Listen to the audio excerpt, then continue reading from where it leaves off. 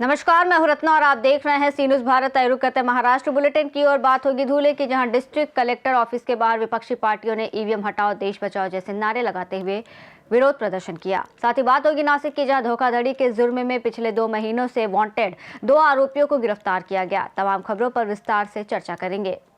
धूले में district collector office के बाहर BJP को छोड़कर सभी विपक्षी पार्टियों ने ईवीएम हटाओ देश बचाओ के नारे लगाते हुए विरोध प्रदर्शन किया।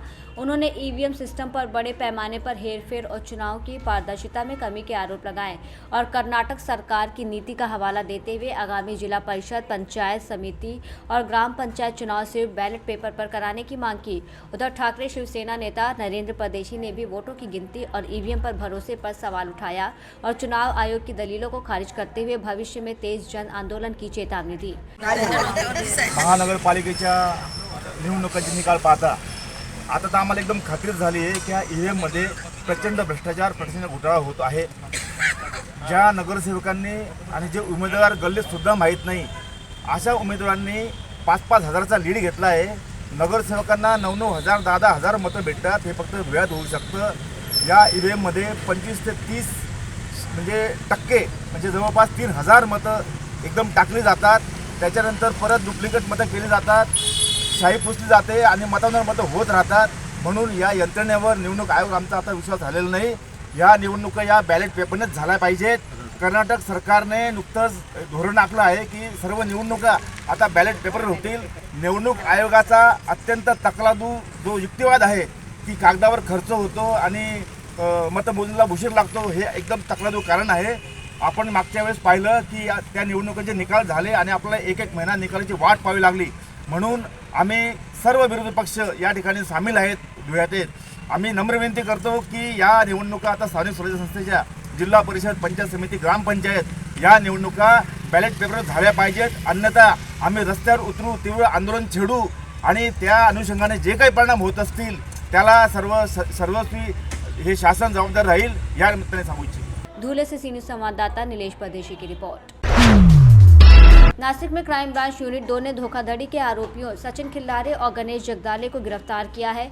शिकायतकर्ता ने 2025 में नया बिजनेस शुरू करने के लिए लोन लेने के दौरान दोनों के कहने पर 71,000 रुपये में एप्पल 16 खरीदा, लेकिन पैसे नहीं लौटाए जाने पर इंदिरा नगर पुलिस में धोखाधड़ी का केस दर्ज कराया।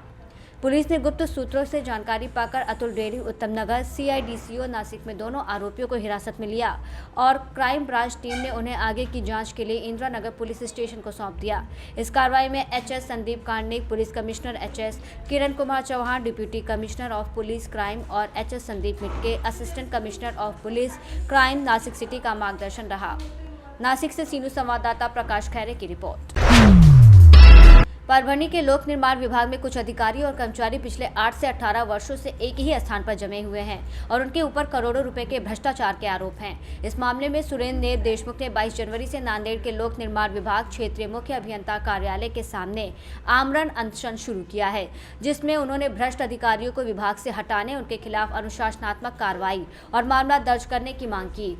नेब ने आरोप लगाया कि अधिकारी प्रतिनियुक्ति, अस्थायी नियुक्ति और अतिरिक्त प्रभार जैसी व्यवस्थाओं के जरिए लंबे समय से सत्ता में बने हुए हैं और बड़े पैमाने पर भ्रष्टाचार कर रहे हैं, जबकि अधीक्षक अभियंता इन नियुक्तियों को होने दे रहे हैं।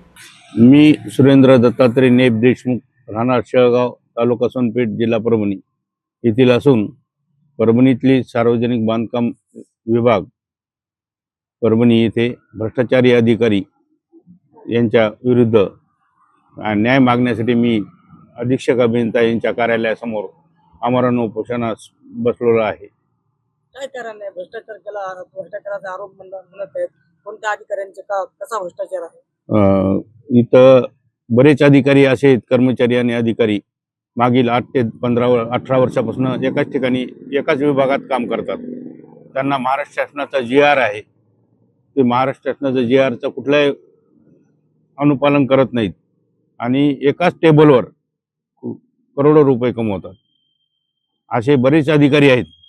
त्यातलं उदाहरण दाखल तुम्हाला द्यायचं झालं तर विश्वास लवेकर नावाचा शाखा अभियंता आहे, 18 वर्षे झाले एकाच ठिकाणी सेवा बजावतो आणि तो पाथरीत असताना परभणीतले बिलं लिहितो, मानवतचे बिलं लिहितो, ही पाथरीचे बिलं लिहितो. असं कसं शक्य आहे? एक जेई 3 ठिकाणचे कामं करू शकतो.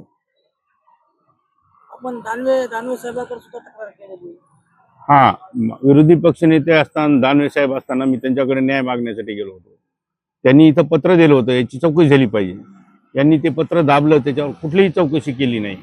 आणि विशेष बाब म्हणजे विश्वास लवेकर हा फ्रॉड माणूस आहे, हा गव्हर्नमेंटनं सिद्ध केलेला आहे. शाखा अभियंता, त्याच्यावर चार्जशीट दाखल आहे. त्यानं 45 लाखाचा फ्रॉड केला असं गव्हर्नमेंटनं सांगितलेलं आहे. त्याच्यावर शिस्तभंगाची निलंबनाची कारवाई केलेली आहे. तरी हे अधिकारी कुठलेही अनुपालन करत नाहीत.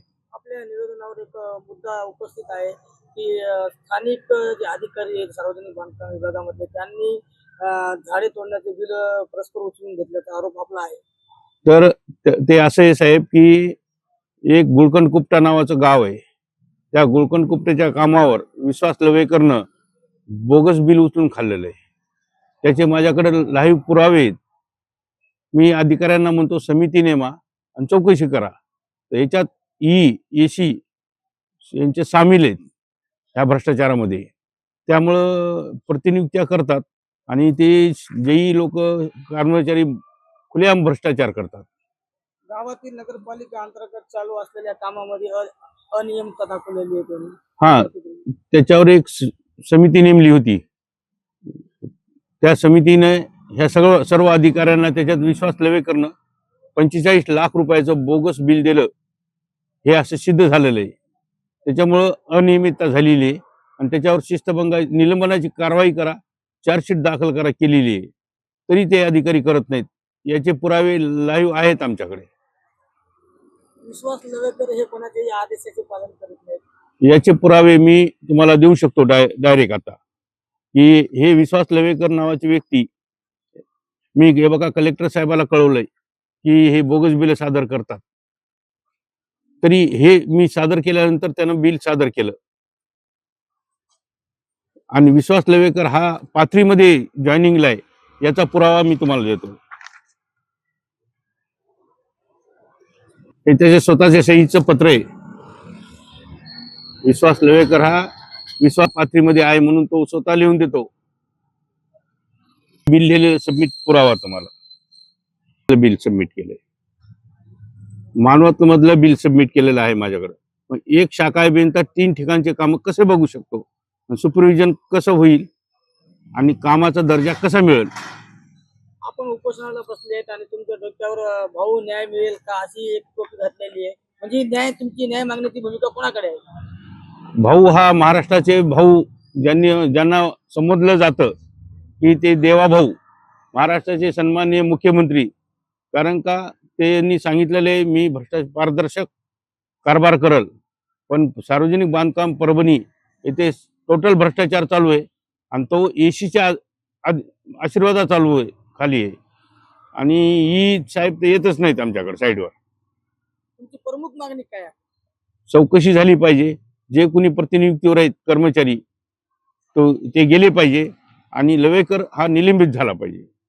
आता तुम्हाला न्याय नाही मिळाल्यास मी आझाद मैदानावर पुन्हा उपोषण करणार आहे. आत्मदान करण्याची नोटीस दिली होती मी अगोदर यांना. यांनी मला खोटे पत्र दिलेले आहेत की आम्ही कारवाई करू, काय हे करू ते करू. हे दिशाभूल करणारे पत्र देतात आणि अधिकाऱ्याला वाचवतात भ्रष्टाचारी. कारण का त्यांना मलिदा इथपर्यंत येतो त्याचा.